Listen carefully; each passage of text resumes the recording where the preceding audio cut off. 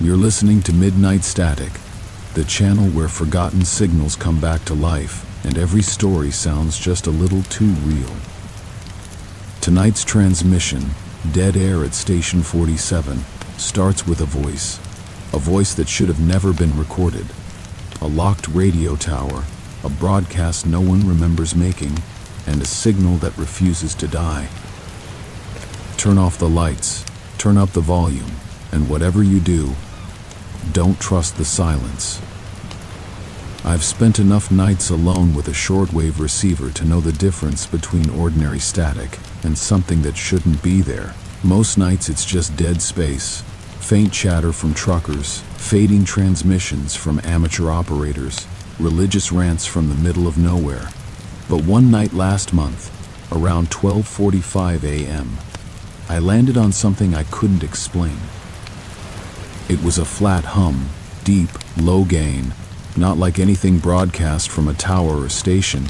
It sounded buried, almost like it was leaking through rather than being transmitted.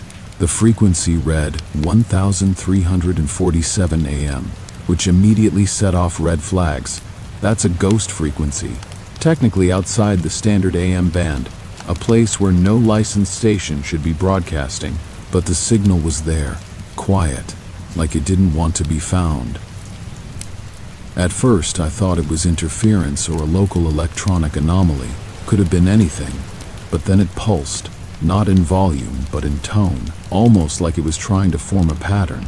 I recorded it just to analyze later. Then something strange happened. The hum dropped out for a second, and I heard what sounded like a clipped weather report. No intro, no call sign, just a flat, almost robotic voice saying, "Fog advisory, until 3 m, winds light, gusting, inland movement expected." Then nothing, just static. For a few seconds.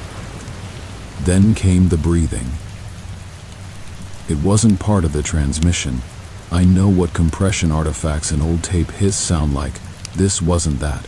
It sounded close, human, a shallow breath, like someone standing right next to the mic but not speaking. I sat there staring at my rig, trying to make sense of it. I even took my headphones off at one point just to be sure it wasn't leaking from somewhere in the room. It wasn't. Over the next few nights, I kept checking that frequency. Always at 12:47, the hum would be there, then the voice, then the breathing. But on the third night, it changed.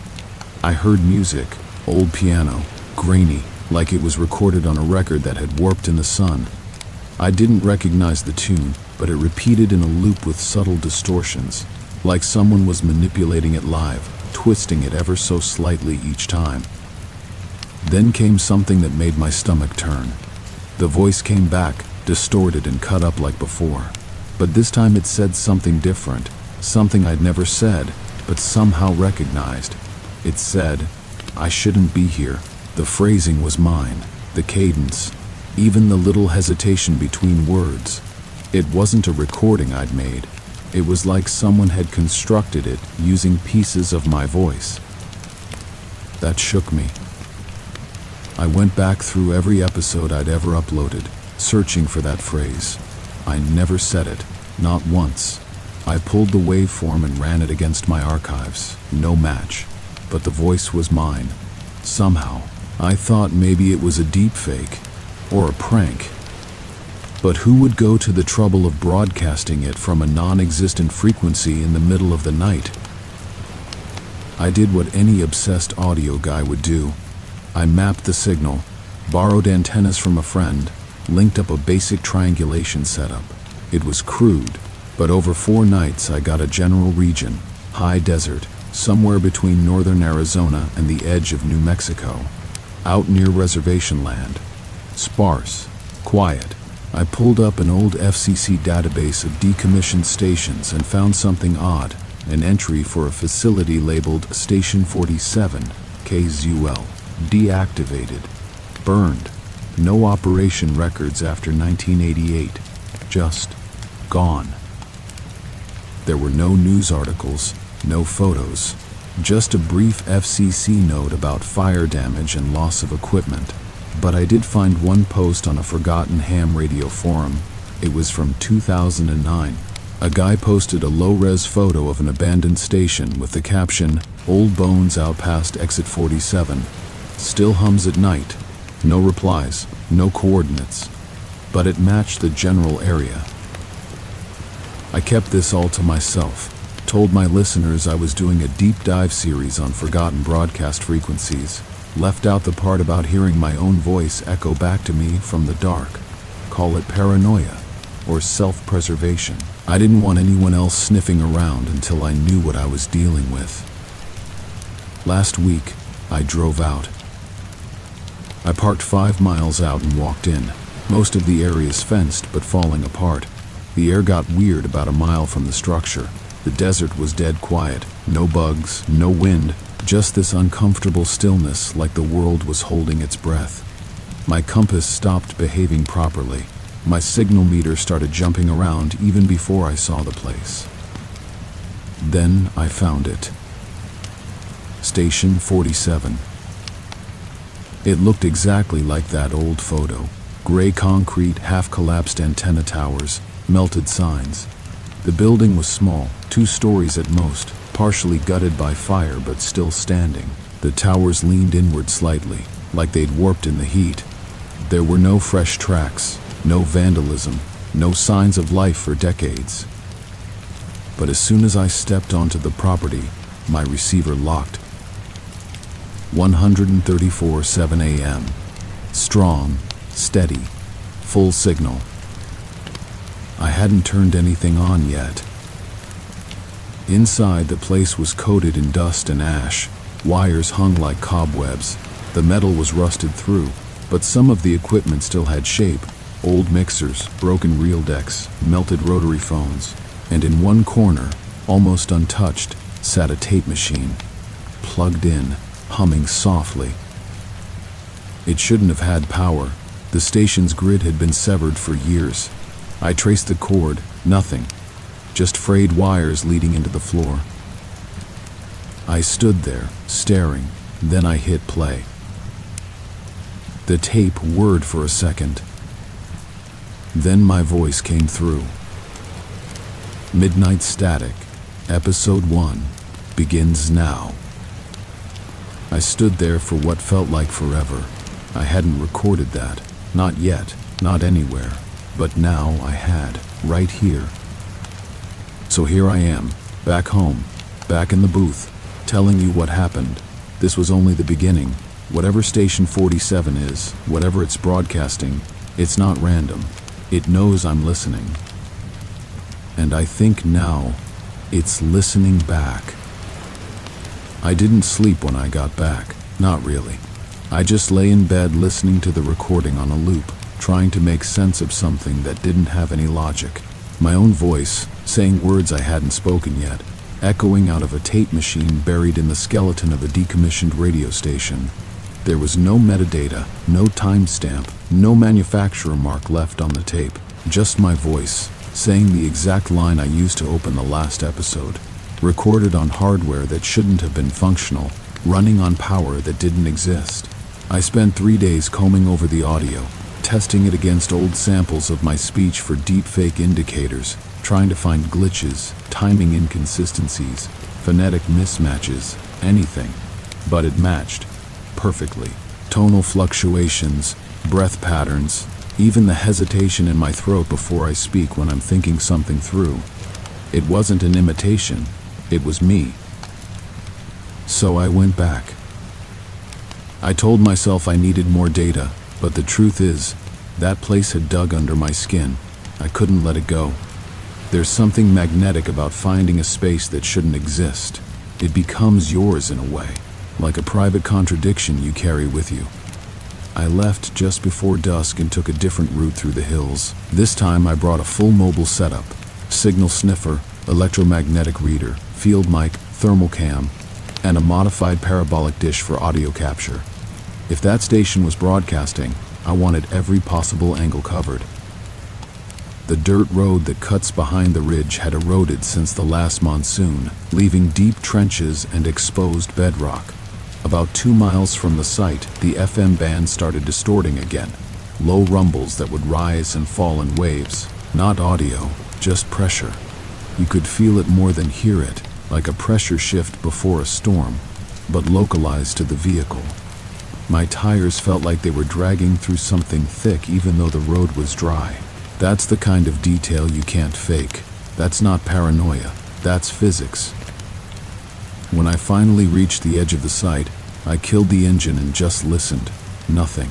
No birds, no insects, no wind. The desert always has some background hum, even if it's just cicadas or the dry creak of branches shifting in the heat. This was different. Still, total stillness. I stepped out and walked slowly toward the building, trying not to breathe too loud. The sun had just disappeared behind the ridge, painting the sky with that deep burnt orange that makes everything look like it's been through a fire. The station was exactly as I left it. No fresh tracks, no vandalism, but the strange part, what chilled me more than anything, was that it smelled like it had just burned. That sharp chemical tang of scorched wires, the bitter edge of ash in the air. The scent was fresh, too fresh. There hadn't been any fire here in decades, and yet it was strong enough to sting the inside of my nose. I stepped over the threshold and was hit with something I wasn't expecting: warmth. The building was warmer inside than out, not like residual heat from sun-baked concrete, but a dry mechanical warmth, like stepping into a server room or the back end of a power cabinet. I moved toward the room where I found the tape machine and set up my gear. The machine was still there, still plugged into nothing, still humming that soft electric tone that you can only hear if you've spent enough time around dead tech to know what wrong sounds like. I didn't touch it. Not yet. I swept the room with my EMF reader first. The needle twitched, faint pulses, almost like a heartbeat. Slow, steady, subtle. Then I looked up. There were symbols above the doorway I hadn't noticed before. Burn marks, melted into the concrete like someone had branded them into the building itself. Faint curves and lines that didn't match any language I knew.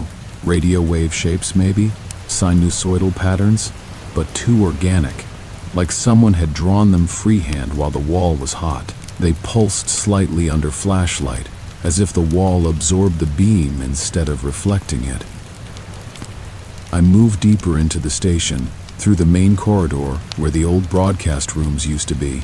Most of the glass had melted into opaque puddles across the floor, but the equipment racks, somehow, were still intact. And I mean pristine. No rust, no corrosion. Wires still looped and bundled neatly, zip ties unbroken, coils perfectly stacked. One of the racks even had a calibration slip attached. Dated 1986. Still white, still legible. That's not how paper works after 37 years of desert rot and sun exposure. It's not how anything works. But here's where it really turned. I found a stairwell behind a partially collapsed supply closet. It had been hidden by shelving, which I only noticed because my signal sniffer started spiking in that direction. The stairs led downward, farther than the building should have allowed. I counted steps, 22, then 30, then 50, no lights. Just the beam from my shoulder rig. The walls were raw concrete, but smoother than the upper levels, almost polished. I started to hear something faint, a low oscillation, like feedback, but not electronic. It was biological, rhythmic, like breath underwater. At the bottom, I reached a door. Not a normal door. This was reinforced, sealed with a circular wheel lock like something out of a Cold War bunker. No markings, no numbers. Just dust and faint smears on the floor, like something had been dragged in but not out. I didn't open it. I wasn't ready. Something about the air on the other side felt wrong. Dense, like it had never been touched by wind. I turned and climbed back up, trying not to let the silence swallow me. When I returned to the broadcast room, I found the tape machine had stopped. The tape had ejected, but the reel had unspooled slightly, as if someone or something had played it while I was below.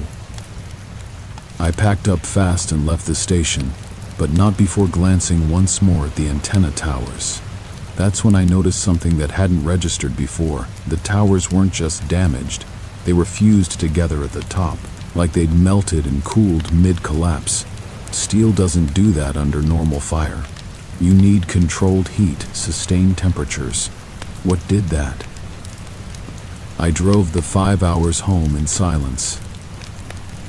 When I got back, I scanned the tape I brought with me. Most of it was empty, but at the tail end, just before the final few feet, I caught a spike in frequency. I enhanced the waveform, slowed it down, cleaned the noise, and I heard breathing again. But this time, it wasn't mine, and it wasn't alone. There were multiple layers, low, staggered exhales, like a group of people sleeping inside a sealed room. Not moving, just breathing. I haven't gone back since, not yet. But I will. Because I need to know what's behind that door. And why, when I tuned back to 1347 last night, I heard someone whisper my name. I've worked with video for years. Paranormal investigators, crime archivists, even amateur debunkers. We all use cameras, not because we expect to see ghosts floating through hallways or demons crawling across ceilings, but because cameras are honest. They don't blink, they don't rationalize, they just record. That's what makes this next part the hardest to explain, because what I saw, or didn't see, broke that fundamental trust I've always had with footage, and it happened in my own workspace, far away from the desert, far away from Station 47, or at least that's what I thought. After that last visit, I was done for a while. I told myself I'd step back, take a breath, reevaluate before going deeper. I'd gathered plenty of material, the tape, the breathing, the door I didn't open. So I did what I always do when things start to feel too big. I reviewed my footage, not just from the field, but from home. My studio has a single wide-angle cam I leave running most days when I'm working, partly for content capture, partly as a habit from my freelance AV days. I never really expect to catch anything unusual, but that day, I did. It started small, a flicker of motion in the background while I was narrating a segment. I was mid-sentence, reading the exact script you heard in the last episode, when something behind me seemed to shift. A shadow, just off-center. I didn't notice it live, obviously. I was focused on the mic. But during playback, at timestamp 1347 exactly, yes, that same number again, I caught it. A blur. Like someone had moved past the back wall. I scrubbed the timeline back and forth dozens of times. Every time I landed on that frame, the same smudge appeared. But here's the thing, it wasn't a shadow cast by me. The light source didn't match. It was coming from the wrong direction, backward, like it originated from behind the wall. I assumed a glitch at first, lens artifact, maybe a bug on the sensor, but then it happened again, 32 seconds later. This time clearer, a figure, just barely, like someone leaning in from the edge of the frame and pulling back before the full body came into view. No details, just a silhouette, like it was testing the edge of visibility. I checked the room immediately after, thinking someone might have broken in, but there was nothing. The door was locked, windows latched, everything undisturbed. That's when I pulled the raw feed from the internal cam to cross-reference. Here's where it gets deeply unnerving. On the raw footage, there's no glitch, no shadow, no movement. Just me alone talking to a microphone. But on the edited playback file, the one that was automatically rendered to my cloud server, that shadow was there, burned into the pixels. So I went a step further. I ran a frame-by-frame analysis, isolating light levels. It wasn't a trick of exposure. The figure had mass. It occluded light, meaning whatever was captured wasn't an anomaly. It was a presence, a real one, but only recorded once. Now here's where things got personal. I use motion detect recording software when I sleep. Just a habit. I never expected anything significant from it until I pulled a file from 2 nights after my last visit to Station 47. A motion ping at 2:14 a.m. The cam is pointed toward my hallway just outside the studio.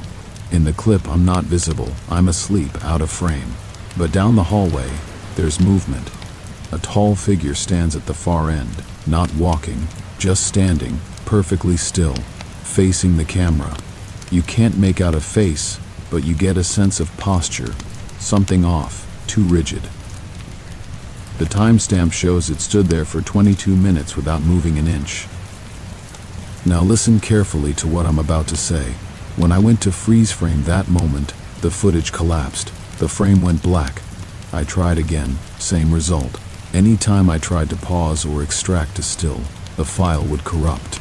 But only at the exact point the figure appears. Not before, not after. I uploaded the video to a different machine, a clean system with no shared network access, and tried again. This time, it worked. I was able to freeze the frame, zoom in, enhance slightly. And that's when I saw it. On the far wall of the hallway, just behind the figure's silhouette, is a faint reflection. And in that reflection is me, but not sleeping, not unaware. I'm standing behind the figure, staring directly at the camera. In the reflection, I was in two places at once, something no security feed can fake. I looked pale, almost strained. My eyes weren't blinking, just locked open like I'd been frozen mid-thought. But here's the kicker. I never left my bed that night. I checked my sleep tracker. I checked the bed sensor. Everything confirmed I never moved. But something wearing me, something copying my form, was caught on tape. The next day, I checked the storage drive. The entire week of footage had been erased, not deleted, overwritten, all of it replaced with static. And when I say static, I don't mean digital snow. I mean literal audio static.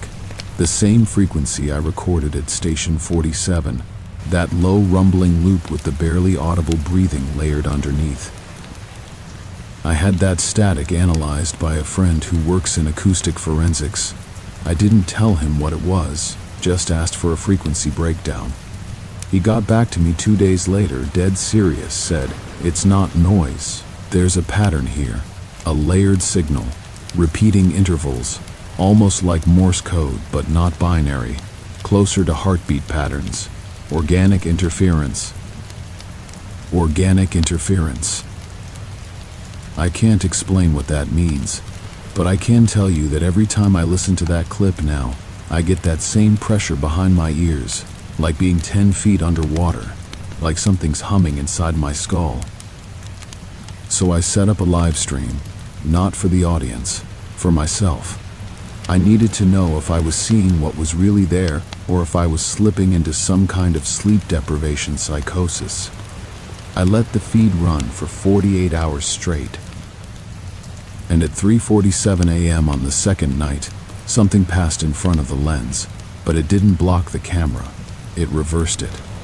The room flipped, like a mirror inversion. For exactly 8 seconds, my entire space mirrored itself. The posters, the mic arm, even the time on the digital clock reversed. And then it snapped back. I didn't touch anything. I didn't even know until I reviewed the loop. That's when I noticed one last thing. In the reversed footage, just before the inversion ends, there's a man standing in the far left of the frame, wearing a faded radio operator's uniform. No face, no ID, and no reflection. He's looking directly at the camera. And when I paused that exact frame, I swear I heard my own voice whisper through the speakers, "Don't look away next time." It was around 2:30 a.m. when I first heard it. My studio was dark, save for the low amber glow of the mixing board and the soft flicker from a signal monitor I always leave on overnight. I wasn't recording that night, not officially, but like always, I had my scanner running, sweeping a narrow band of abandoned shortwave frequencies.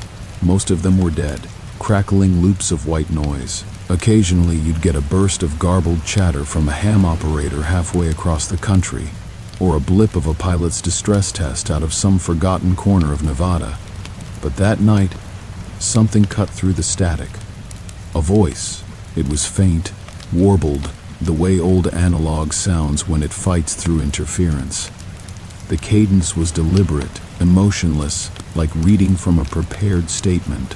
I leaned in, turned up the gain, and recorded directly off the feed into my hardline. At first, I didn't catch what it was saying. It repeated itself 3 times, slowly, precisely. I played it back, isolated the voice from the noise, and transcribed it. 7 words, 2 streets, 13 homes, fire at dawn. That was it. No introduction, no source, just a calm, flat voice stating that sentence. I thought maybe it was a prank transmission. People do that sometimes, especially on dead bands. But the tone, there was no sarcasm, no humor, just sterile, like a machine reading from a script. I archived the clip, labeled it unverified signal, threat, and went to bed thinking little of it. But the next morning, a headline popped up in one of my local news feeds that made my skin go cold. Overnight fire destroys 13 homes in Oak Ridge. Officials investigating arson. Oak Ridge is about 40 miles east of me, a tight-knit suburb with winding streets and dense tree lines. I've driven through there once or twice. 2 streets were involved in the fire. Exactly 13 homes lost. No fatalities, but the fire crews said it was the fastest spreading blaze they'd ever seen. Started at exactly 5:17 a.m., roughly 3 hours after that broadcast. I played the recording again. 2 streets, 13 homes, fire at dawn. That wasn't a warning. That was a statement of fact. A report from something or someone that knew what was coming. Maybe already had seen it. I checked the timestamp and scanned my logging software. The frequency was 462.350 MHz, a fire and emergency services band, yes, but long abandoned in most counties. The FCC hadn't registered a signal on that band in over a decade. It's considered a ghost channel now. No scheduled broadcasts, no official use. But this wasn't a blip or background chatter. This was clean, intentional. I tried tracing the origin. My receiver software triangulates based on signal strength from nearby towers. What it found didn't make sense. The transmission was pinging from a location listed as decommissioned, Station 47. That was impossible. I had physically seen the place. The main transmitter was gutted. The tower was cut at the base. There was nothing functional about it. But that's where the signal pointed. I even drove out there again to verify it, walked the site top to bottom. Dead silent. Not even interference from nearby devices. But that night, at the exact same time, the signal repeated. Same voice, same line. That second night, I didn't sleep. I pulled maps, weather charts, incident logs, and on the third night, the signal changed. This time the voice said, corner of Pierce and Ellison, school fire, 3:09 a.m., and sure enough, just before sunrise, an abandoned elementary school caught fire on the exact corner mentioned. No students, no injuries, but the building was gutted. The blaze was unexplained. No arson signs, no lightning. The fire marshal said the walls looked like they had ignited from within. I started recording every night, staying awake, monitoring the ghost frequency. Every few nights, a new statement would come through. Always specific, always measured, and always true. At first I thought maybe someone was watching these locations, an inside source, some kind of sick performance artist predicting destruction for the thrill. But that didn't explain the timing, the accuracy. Whoever, or whatever, was sending these broadcasts wasn't just guessing. It was reporting on events that hadn't happened yet. Events that, once aired, became inevitable. One night the broadcast said, 1 fatality, vehicle collision, black SUV, Bridge 19. I was so disturbed I drove out there myself. Bridge 19 is part of the old turnpike just outside town. I parked a quarter mile down and waited with a camera. For hours nothing happened. And then, at 2:43 a.m., a black SUV came over the hill, nothing unusual, until it suddenly swerved, clipped the railing and plunged down into the ravine. Just like that, no warning, no apparent cause. The driver died instantly. No drugs, no alcohol. The report said the steering locked, but I saw it. The wheel didn't lock. The driver turned it. Not in panic, not in fear. It looked like obedience. Like he was following orders. It was then I began to suspect something deeper. These broadcasts weren't just predicting events, they were causing them, broadcasting them into reality. A kind of auditory contagion, like once the event is spoken into the signal, the world shifts to accommodate it. I began sleeping less, eating less, watching the waveforms late into the night, tracking the pulse of static like it held some hidden rhythm. And then one night, it wasn't a fire, it wasn't a car crash. The voice simply said, "He listens too long." Static follows, over and over, every hour, every 23 minutes. I didn't sleep at all that night. Every time I closed my eyes, I heard the static pulse like a heartbeat in my head. That low-frequency hum, the inside of a radio cavity. Thick, muffled, pressing inward. I started to feel warmth on my skin like I was standing next to a transmitter running at full wattage. But all the equipment was off. I even shut down the breaker to my studio, yet the warmth remained. The next morning, I found my backup recorder had melted, literally warped. The battery casing was swollen, the outer shell soft and distorted. The strange part? It hadn't even been plugged in. The signal stopped for a week, total silence. I began to think maybe it had ended. Maybe whatever presence had been using Station 47 to reach me had finished what it came to do. But then last night, I picked up a single line of code embedded deep inside the static, a tone modulation I hadn't heard before. I ran it through a digital to text converter and pulled 5 words. Next fire, your transmission room. I haven't turned off the lights since. I've unplugged every unnecessary piece of equipment. The fire extinguisher is sitting beside me. The walls feel warmer every hour. And the static? The static's no longer just in my ears. It's inside the walls. And if you're hearing this now, you're already tuned in. I don't know how long I sat staring at the recorder that night, afraid to hit play. The message from the last transmission, next fire, your transmission room, had sunk its teeth deep into my chest, and every sound in the room felt suddenly amplified. The low buzz of the fluorescent light, the faint whine of the old ventilation system, even my own heartbeat ticking like a second hand between my ears. But curiosity has always been the knife I press against my own skin, so I pressed play. The file that came through was labeled static.fragment 001.wav. It shouldn't have had a label at all. That wasn't from me.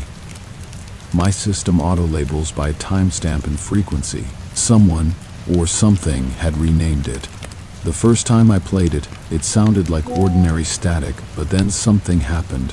The static folded in on itself. That's the only way I can describe it. It was like hearing a zipper close in reverse, inside my own brain. And underneath the static, beneath that swirling white hiss, was something new. A pattern. Not words, not exactly, but tones. They pulsed like Morse, but too fast, too rhythmic, more like a heartbeat synced to a metronome stuck in double time. I ran it through spectrogram software just to be sure. What showed up on screen didn't make sense. The waveform didn't look like sound. It looked like a face. Not photographic, not clearly human, but eyes, wide, distorted, and a mouth twisted into something like a grin, stretched and inverted as if smeared through a corrupted mirror. I thought maybe it was pareidolia. Our brains love seeing patterns in chaos. But the same face appeared again when I reversed the audio and ran it a second time, and again when I slowed it down by 300%. It was embedded in the data, not just a trick of light, like something had encoded itself into the noise. That night, I started hearing strange feedback during normal playback. I'd be reviewing weather reports or old field recordings, and suddenly the pitch would dip and stretch like magnetic tape warping inside a dying machine. Voices that weren't in the original cut would whisper between words. Not full sentences, just fragments. Stay, listen, watch us. Every time I paused the audio, it felt like someone was still talking just behind the silence, like the room itself was catching its breath, waiting for me to unpause. Then, while reviewing the raw feed from the night before, the recording skipped, just once. A single second vanished from the timeline. I checked the frame log. No corruption, no drop. The data was there, but it had changed. I played it again, and this time, instead of the usual tone burst I'd heard a dozen times, I heard something else. My own voice. Not recorded from before, not echoed back, not manipulated. It was my voice saying words I hadn't said. It said, "We burned it for you. That's it." Then it cut back to the original feed. I scrubbed the file clean, tried to isolate the phrase, and realized the waveform pattern of that sentence didn't match my recording mic. It had a different spectral signature, meaning whoever or whatever had inserted that line knew how I sound, but hadn't used my gear to simulate it. Something had generated a near-perfect imitation of my voice using a signal piggybacking through the static. Something that understood modulation, compression, and tonality on a level that felt less like engineering and more like instinct. I started testing old recordings, interviews, old broadcasts, even archived tapes from when I was still in college radio. And that's when it got worse. Nearly every file that passed through my station's audio system, if played back in reverse, or filtered through a high pass at the right frequency, had distortion embedded in it. But not random. It was like each file held a conversation layered beneath the surface. Some of it was rhythmic tapping, other parts strange humming that followed natural speech cadences.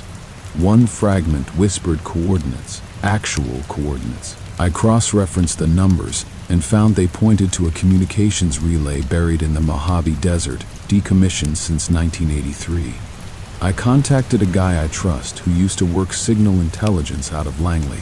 He ran a spectral analysis and said the patterns and the distortion weren't natural artifacts. He called them deliberate intrusions, like something was writing messages inside the sound itself. And then came the night the playback looped without me touching it. I was editing a segment, headphones off, just watching the waveform scroll, when the software stopped at the end of the track, then rewound itself and started playing again. I thought it was a glitch, but it looped 6 times, and on the 6th playback there were new sounds, gasps, like breath recorded from inside someone's throat. Not mine, not any guest I've ever had. Then came the voice again, my voice. Only this time it said, "Don't cut the signal, let them in."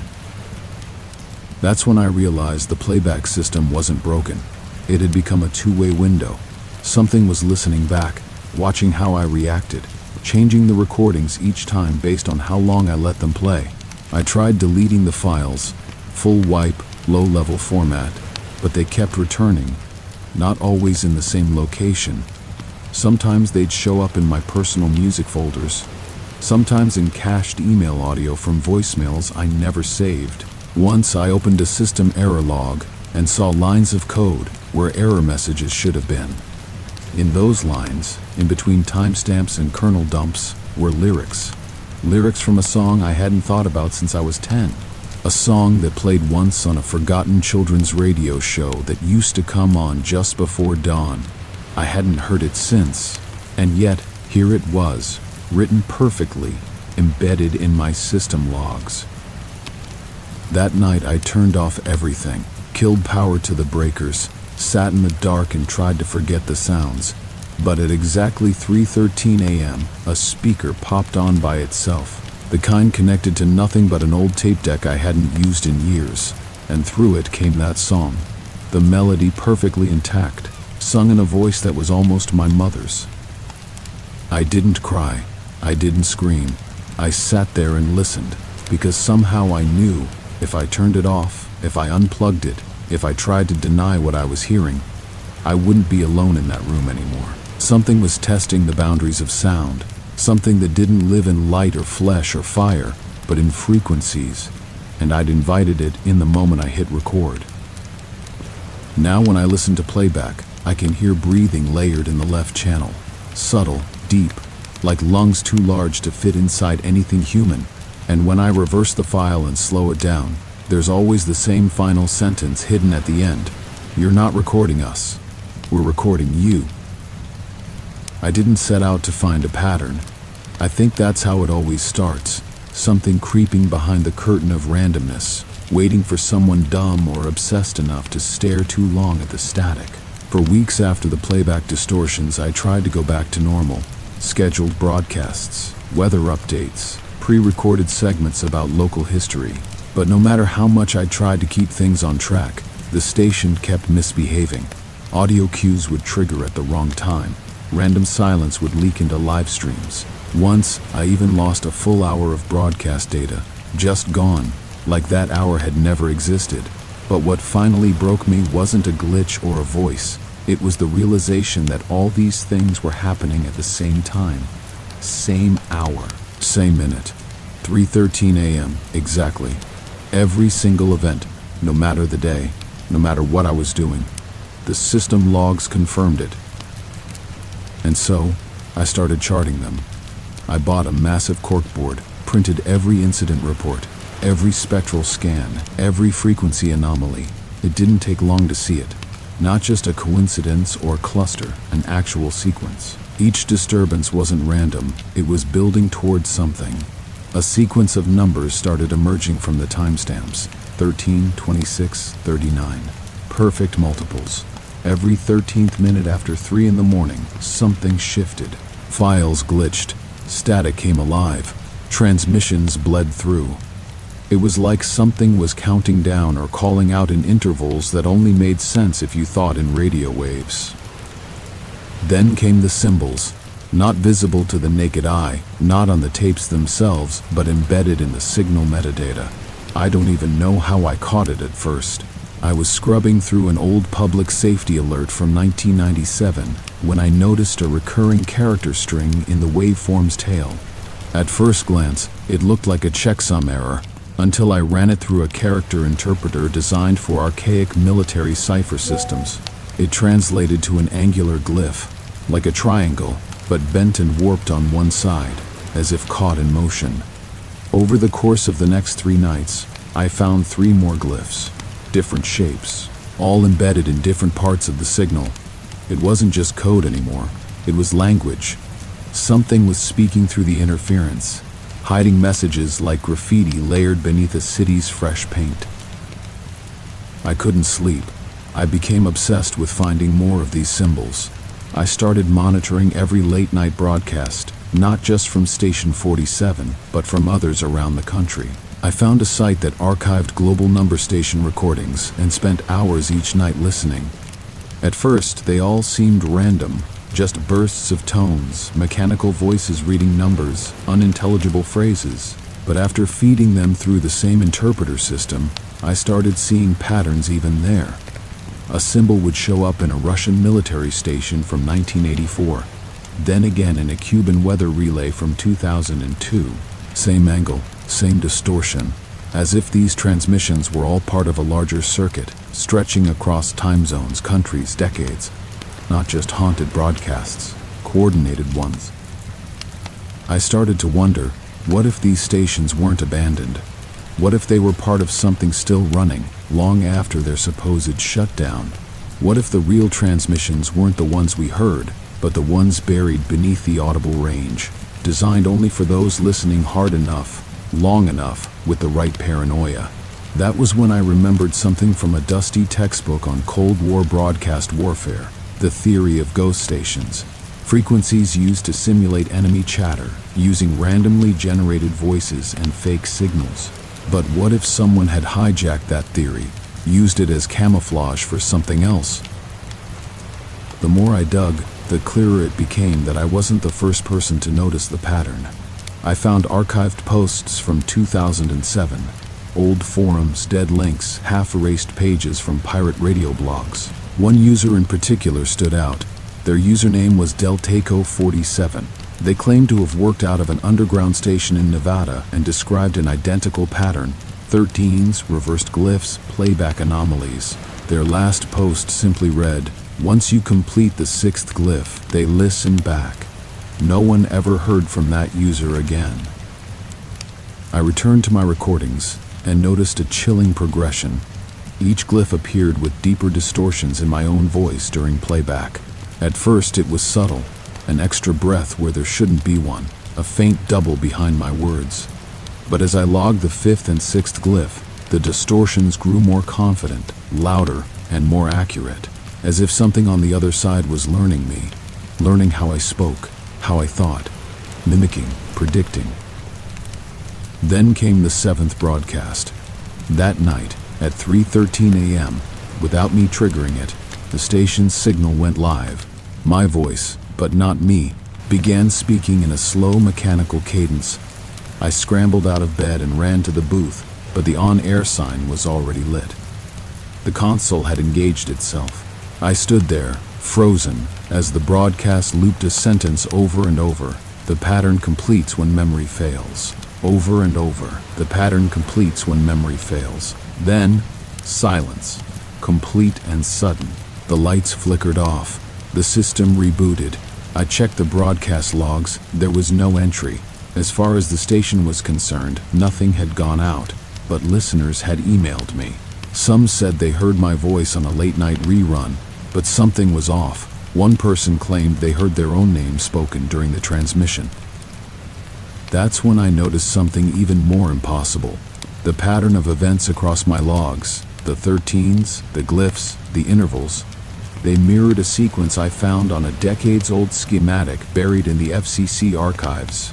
It was a map of repeater towers, positioned in a spiral grid across the Midwest. That same spiral had been appearing subtly in my audio files. The waveform plots didn't just carry symbols, they carried direction, movement, a path. Something was broadcasting instructions, and we had been translating it as noise. I think I've become part of it. My broadcasts are no longer just transmissions, they're invitations, beacons. I don't know what I'm calling. I don't even know if I'm in control anymore. But the pattern is still building. I feel it in the air, in the sound between sound, in the quiet that hums just before a microphone turns on. Every recording, every frequency glitch, every glyph. It's leading to something. Not a message, not a warning. A moment, a convergence. And when that moment arrives, I don't think it'll just be noise on the line. I think it'll be them, listening, watching, speaking through my voice, through yours, through every speaker left on just a little too long after the music stops. And when that final pattern locks into place, we won't be tuning into them anymore. They'll be tuning into us. I didn't find his name in any employee files. No station ID, no badge left behind, not even a paper trail in payroll. But there were signs of him, subtle, scattered. A toolkit behind a locked panel I never had access to until the lock rusted through. A pair of boots tucked behind the emergency generator, dusty but oddly positioned like someone had just stepped out of them. And then, one night, I found the tape. An unmarked reel-to-reel tape stashed in a small compartment beneath the main console, covered by ductwork, like it was never meant to be found. I only discovered it because the vent started rattling, like something inside was scratching to get out. When I pulled the panel, there it was, tape 311th, scrawled in fading black marker. That number meant nothing at first. It was only later I realized it matched the code printed inside the tech room on a rusted maintenance log. Service 311, uplink maintenance schedule. Approved technician only. That technician, whoever he was, never signed off. No initials, just that tape. When I played it back, the sound was nearly inaudible. A low hum, somewhere between static and breathing. Every so often, you could hear what sounded like a voice, not speaking but struggling, like someone trying to talk while submerged in water. It was choppy, erratic, layered with clicks and chirps like a Geiger counter buried inside a heartbeat. The final 5 seconds were the only part clearly recorded. One long tone, then silence. Not a cut, not an error, just absence. Like the tape was staring back. I became fixated. I digitized the entire thing, ran it through software, spectrograms, sound filters, and deep in the waveform, I found a visual, yes, visual, encoded in the audio, like a signature left behind by someone who knew no one would ever look that closely. It was a face, grainy, off-center, eyes open too wide, pale skin, and one small handprint in the bottom right corner of the frame, like a child pressed against glass. I knew then this technician was real, and something had gone terribly wrong. So I started looking through old broadcast logs, not public ones, internal logs stored on analog drives I recovered from the basement archives. A whole wall of magnetic tape cassettes, covered in mold and numbers, most of them unreadable. But one stood out, tape 311 again, this time listed in a 1993 log entry with the note, technician rerouted signal, did not return. The next log, dated 3 days later, simply read, Tower 47 ping returning without source. I made my way to Tower 47. It's a repeater station nearly 40 minutes from the studio, standing alone in the desert. No road signs, no paved entrance, just a rusted fence and a faded no trespassing board, nailed half-heartedly to a wooden post. The air was still out there, too still. No wind, no animals, not even the distant hum of insects. The tower was intact, though it looked like no one had touched it in decades. But what caught my eye was the van. An old technician's van, white with blue striped decals, buried halfway into a sand drift like it had been swallowed slowly over years. The front door was open, keys still hanging from the ignition. The equipment in the back was fried, wires melted into the metal casing. And on the rearview mirror, tied by brittle red string, was a single name badge, T. Rollins, broadcast technician. It was him, the technician. I finally had a name. I found his ID number etched into the metal underside of the dashboard, as if he'd carved it there in a panic. When I radioed back to the central registry, they had no record of any T. Rollins in their system. It was like he never existed. But he did. I saw proof. On the back of the van, burned into the panel just above the bumper, was a long, narrow smudge in the metal, like something had pressed against it with unimaginable heat. Something in the shape of a hand. 5 fingers, impossibly long, too thin, slightly curved like they had no bones inside. The tower itself had power, faint but real. I climbed the ladder to the service platform, heart pounding like it was sinking with some buried rhythm beneath the desert floor. The maintenance hatch was open. Inside, every switch had been taped into the on position, wires twisted together in a looping coil, running into an auxiliary transmitter that wasn't supposed to be there. Homemade, patched from spare parts, and mounted to the interior wall, scribbled in fading red ink, were the words, "Do not tune to 1600. If you hear the child, don't respond." It was like stumbling onto the edge of a broadcast ritual, a warning left too late. I returned to the station that night and ran the technician's name through every missing persons report I could find. Nothing. No record, no family searching, no obituary. I even contacted an old radio forum, asking if anyone had ever heard of a tech named Rollins. A week later I got one anonymous reply: Rollins never vanished. He switched frequencies. I didn't sleep after that. 2 nights ago, at exactly 3:13 a.m., my system picked up an unscheduled ping. Source, Tower 47. Frequency, 1600 a.m. It broadcast for exactly 1 minute and 13 seconds. The transmission consisted of pure silence, followed by a distorted version of my own broadcast from weeks ago, played backward. But layered beneath it was a new voice, weak, distant, but very real. It said only one thing: I rerouted it. I sealed it. But it still hears me. I believe Rollins is alive, at least in the way something trapped in signal might be. Maybe not human anymore, maybe not separate from whatever he was trying to contain. But he left breadcrumbs, messages, fail-safes, warnings. And now that I've followed them, I think I'm next in line. Something is moving through the towers, through the airwaves. And every time we play their signals, every time we trace the source, we drag it a little closer. I don't think Rollins disappeared. I think he merged, became part of the pattern, just like I'm starting to. And if I go missing, if one night this voice on the radio isn't entirely mine, check the towers. Play back the static. And whatever you do, don't tune to 1600. It started with a backup drive, not one I recognized. No label, no catalog number, no entry in the database. I found it wedged behind the server rack, buried under years of dust and dead wiring, like something intentionally hidden but not forgotten. It was heavier than it should have been, wrapped in what looked like melted plastic that had fused with strands of hair and what I swear was fabric. Stitched, stained fabric, like part of a shirt collar fused to the casing. I don't remember deciding to plug it in. My hands just moved, like something in me already knew what needed to happen. The moment the drive connected, the monitors blinked. Not crashed, blinked, as if the entire system paused to recognize something that shouldn't be there. The files were simple. A folder named Echo, inside it, one single audio file.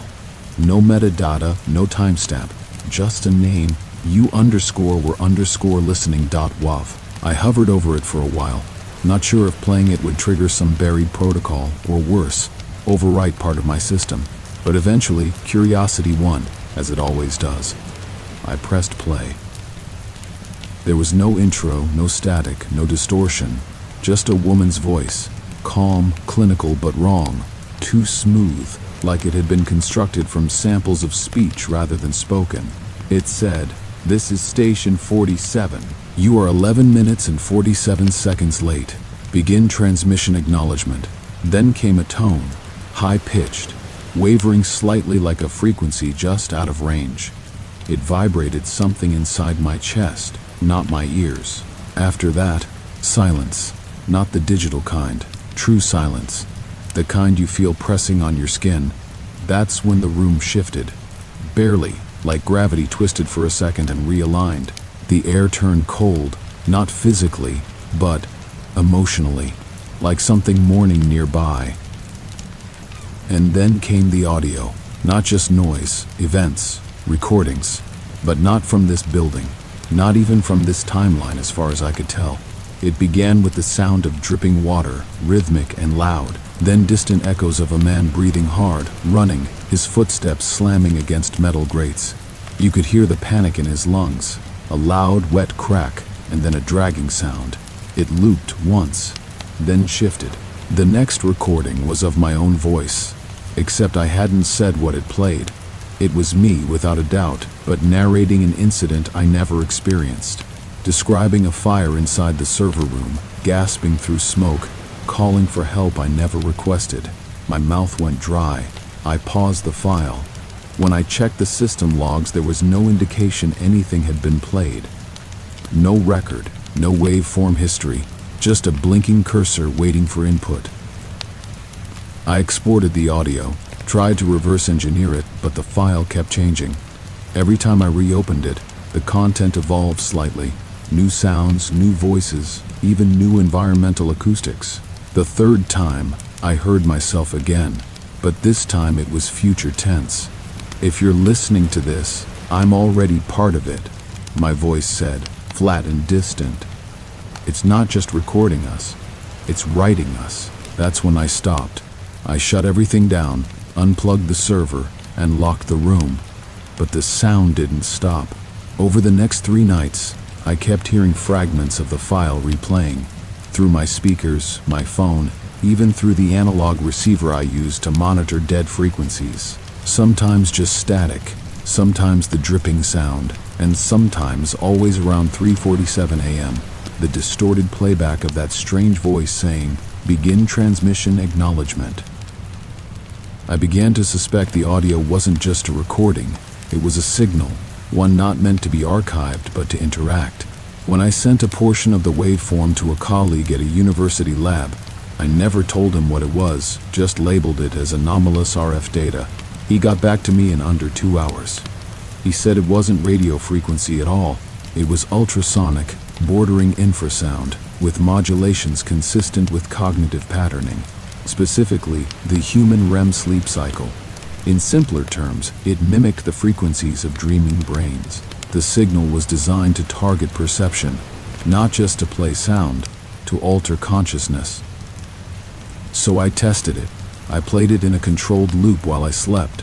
I don't remember dreaming that night, but I woke up with a recording on my phone I never started, 12 minutes long. I listened, and I swear to you, it was me, talking in my sleep, saying words I'd never use, recounting stories I've never lived, describing Tower 47 in incredible detail, but in ruins, charred and collapsed. I spoke of doors that led to sublevels I never explored. I spoke of mirrors that didn't reflect correctly. I even gave names I wrote down. When I checked the archived employee records the next day, those names were there. Staff who died decades ago. And one of them, Margot Ellis, was listed as a broadcast archivist, last seen in 1972, just before Station 47 was taken off the public grid. That file should not exist. It wasn't created by us. It doesn't even behave like human-made code. It morphs, it adapts. And now, I think it listens too, because last night, at 3:47 again, I woke up to find every screen in my house powered on. My laptop, my radio, even my old reel-to-reel deck. Each one displaying a single line of text, new audio recorded. File saved as u_will_listen.wav. I haven't played it yet. Not because I'm scared, but because I think it's waiting for me to. I think that's how it spreads, through intention, through willingness, like a digital parasite feeding on curiosity. And if I do listen, I'm not sure I'll still be here when it ends. Not all of me anyway. But here's the catch, and it's why I'm telling you this. If this file ended up on my system, it's only a matter of time before it shows up on someone else's. Maybe yours. Maybe it already has. If you ever find an audio file with no metadata, no source, and no context, don't play it. Don't even open it. Bury the drive. Smash the hardware. Because once you hear it, once you let it into your head, it doesn't just echo. It rewrites. I don't know when the boundary started to blur, between sound and silence, between signal and hallucination. Maybe it began when I first spoke into this microphone alone, thinking I was reaching someone out there. Or maybe it started long before that, when Station 47 went dark, its frequencies drifting endlessly through dead air, waiting for a voice to pick up where the last one left off. But something changed after I found the file, the one that mimicked my voice and fed off my thoughts. I thought shutting it all down would help.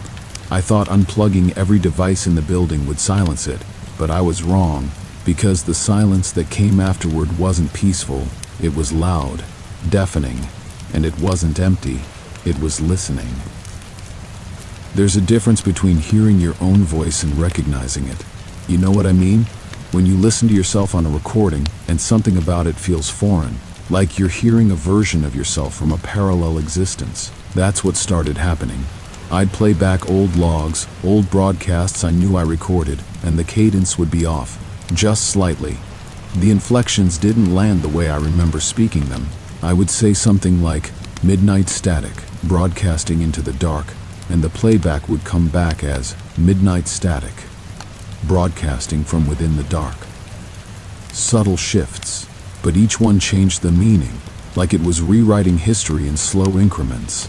And then one night, the playback didn't come from my system at all. It came from the walls. I had a portable recorder slung over my shoulder, powered off, no batteries. I was cataloging a set of rusted, analog consoles in the southwest hall, half buried in insulation and chewed wiring. I was trying to document their serial numbers when the tape deck clicked open. Nothing should have been playing. The tape inside was blank, but I heard it, my voice, clear as glass, describing that exact moment, my breathing, my hesitation, even the exact angle I turned when I looked toward the exit. It was playing me in real time, seconds before I actually moved, like a broadcast from just ahead in the future. I didn't run. I just stood there, paralyzed by the certainty that whatever was controlling the signal could see me, even before I acted. That night, I decided to stop sleeping in my quarters. I moved into the main transmission booth, surrounded myself with reel-to-reel recorders, analog consoles, anything that could keep me tethered to reality. But it didn't help. The transmission reached me anyway, not through machines, through me. I started speaking in my sleep again, except this time I stayed awake. I was aware. My mouth would move before I intended it to. Sometimes I'd finish thoughts I hadn't yet formed. I'd be writing notes, and my hand would move slightly ahead of my mind. I started to wonder if it wasn't me doing the speaking anymore. Like something was using my voice to tell its story, like I had become a conduit. The worst moment came when I decided to test it.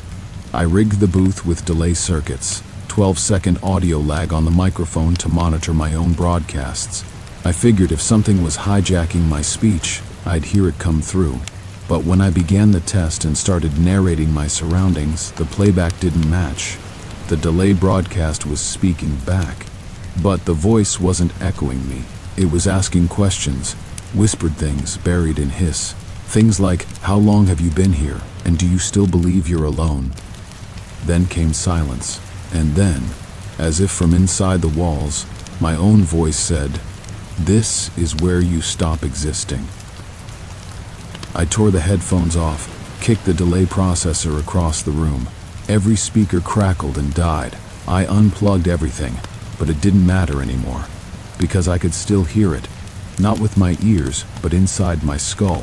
It was like the signal had bypassed machines completely and was now broadcasting directly into the neurological pathways of my brain. I started running memory diagnostics on myself, cataloging thoughts, rereading journal entries. Some weren't mine. Some were written in my handwriting but described experiences I never lived, like being inside the walls of the transmission tower in 1967, or crawling through ventilation shafts that don't exist on any blueprints. I read about places beneath Station 47, chambers lined with mirrors that reflected a version of the control room that was rusted, collapsed, and filled with water. I even wrote coordinates. Coordinates I followed the next day, only to find a blank cement wall. But the wall hummed, just faintly. A frequency only my molars seemed to register, like a metallic itch under the gums.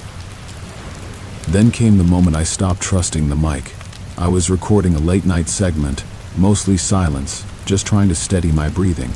I ended the session, shut it all down, checked the file the next morning. It was 10 minutes longer than the recorded runtime. 10 minutes of me, whispering, talking about things I don't remember seeing, describing someone, something, watching from outside the booth window. But I was alone.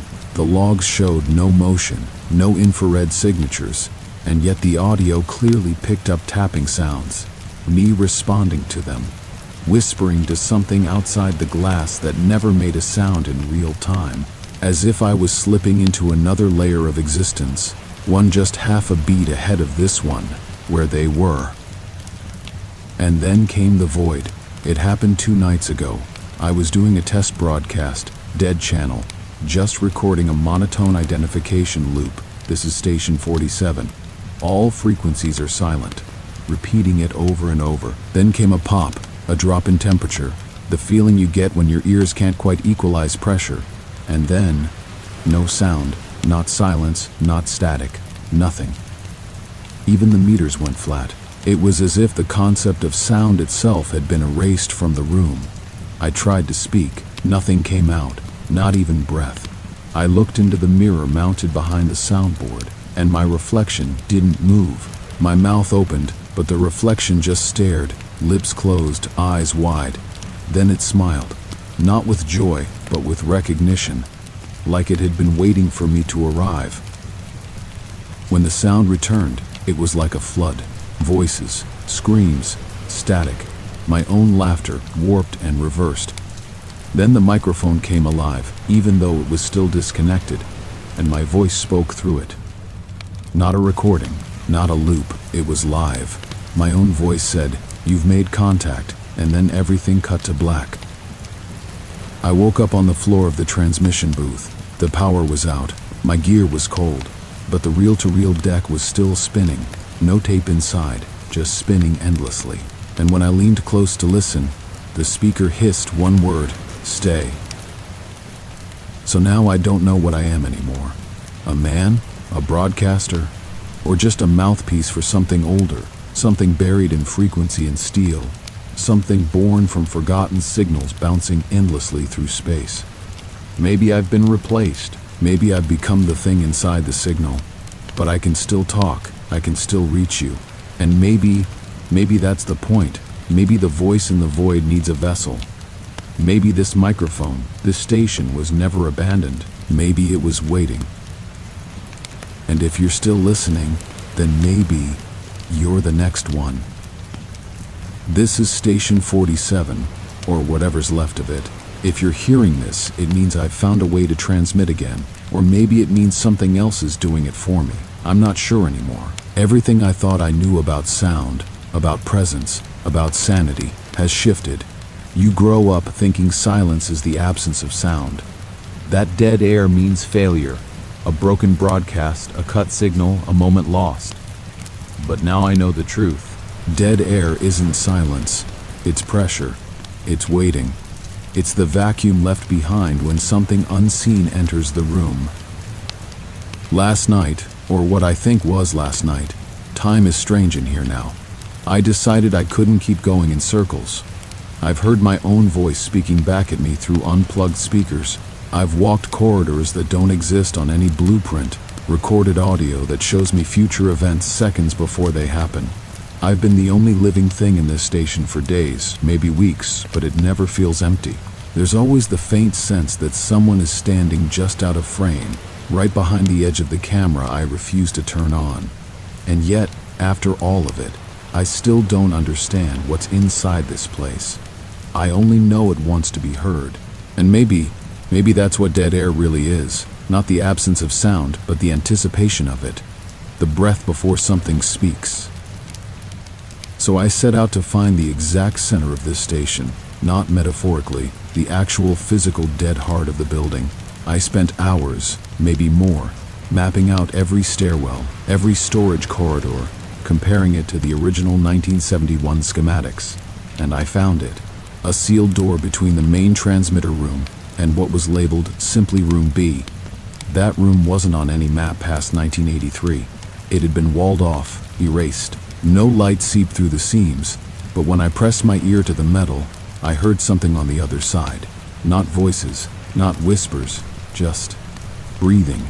Slow, rhythmic, like something large was asleep inside. I forced the door open. It fought back, not with strength, but with resistance, like the air behind it didn't want to mix with the rest of the building. The second I broke the seal, every hair on my body stood up. It was freezing. Condensation bloomed across the walls instantly, and I stepped into a room that was somehow older than the rest of the station. It felt untouched, preserved in some impossible way. No dust, no decay, just rows of analog consoles, tape decks, a massive recording reel suspended like a monument in the center. And scrawled across the metal casing in what looked like etched burns was one phrase: "Dead air is where it listens." I turned on the central console. It powered up without issue, a perfect hum, and the reel began to spin. Not slowly, immediately at full speed. I hadn't loaded anything, I hadn't touched a single button, but audio began playing anyway. It wasn't archival. It wasn't mine. It was now, real-time recordings of me breathing, shuffling, coughing. It was monitoring me live, with no microphone attached. And then, buried under the surface of the tape hiss, I heard something else.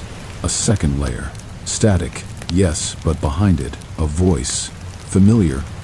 It was mine, but different. Exhausted, cracked, distant. It was saying one sentence on repeat: "I've been here before." I rewound the tape to check it, but the message was gone. It was replaced with new audio, fresh, not spoken, written. I could hear typewriter clacks flipping pages, as if something was logging everything I was doing the moment I did it, a living archive. But the pages weren't blank. I saw them, lining the far wall of the room, dozens of them, pinned in sequence, transcripts. Not of this moment, of everything. Every episode I ever recorded, even ones I'd lost or deleted, word for word, time-stamped, annotated, and then the ones I hadn't recorded yet, outlines, drafts, predictions. It was like the room had been waiting for me to arrive, so it could complete itself. And then I made a mistake. I spoke. Out loud, I said, "What are you?" And everything stopped. The reel, the hum, even the air, like the oxygen molecules, froze in place. For the first time since I entered this building, I was truly alone. No presence, no echo, nothing listening. And I should have felt relieved, but I didn't, because in that silence, I understood something. It wasn't just that the station had been listening to me. It had been feeding on me, feeding on attention, on voice, on narrative. Every story I told, every log I documented, it wasn't just transmission, it was consumption. It needed me to narrate, to speak, to fill the void. And when I asked it a question, I broke the pattern. I interrupted the ritual. I became a variable. The room didn't respond. It reacted. The lights dimmed to nothing. The console sparked. And then, a sound I'll never forget. A low tone, like the earth itself groaning in pain. The speakers blew out. My recording gear caught fire. I bolted, half blind in smoke and blackness, stumbling through corridors that weren't where I left them. Doors connected to rooms I'd never seen. Hallways looped. The floor cracked beneath me like a dropped shell. I heard my own footsteps behind me, out of sync, always one pace behind. I finally made it back to the main booth, or what's left of it. The glass is cracked. The signal meter pulses on its own. I haven't touched the board in hours, maybe days, but it's broadcasting. Not because I'm speaking, but because something else is. Something that sounds like me. Something that now lives in the signal, in the dead air. And that's why I need to warn you. Dead air isn't silence. It's a placeholder, a door left ajar. And when you listen long enough, really listen, something listens back. That hum between stations, that faint pressure in your ears before a radio catches a signal, that's it. That's when it crawls through. That's when it finds you. So if you hear static, don't lean in. Don't adjust the dial. Don't try to listen harder. Walk away. Let the void stay empty. Because once you hear it whisper back, it never stops. This is Station 47, signing off. Or maybe I already did. Maybe I never existed outside the tape. Maybe I was always part of the broadcast. Either way, it's your turn to speak now.